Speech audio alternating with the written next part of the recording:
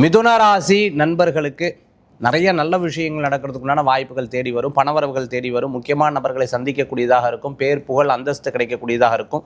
சின்ன சின்ன முயற்சி நீங்கள் எடுத்து வைக்கிறது உங்களுக்கு சக்ஸஸ்ஃபுல்லாக வரதுக்குண்டானதாக இருக்கும். வயசானவங்க கொஞ்சம் உடல் ஆரோக்கியத்தில் கவனம் என்பது தேவை. குடும்ப விஷயத்தை வெளியில் பகிர்ந்துக்கிறத தவிர்த்துக்கிறது நல்லது.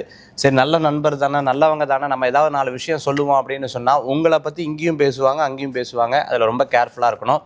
அதே மாதிரி இந்த மாதம் 15ஆம் தேதிக்கு மேலே நிறைய பிரயாணங்கள் இருக்கக்கூடிய வாய்ப்புகள் ஏற்படுத்தி கொடுக்கும். சின்ன சின்ன விஷயங்களில் நம்ம நாள் நன்னா இருக்கா நட்சத்திரம் நன்னா இருக்கான்னு பார்த்து செய்கிறது. ஏன்னா ஏற்கனவே நான் வாங்கின அனுபவம் பெற்ற அனுபவம் கொஞ்சம் நஞ்சத்து கிடையாது.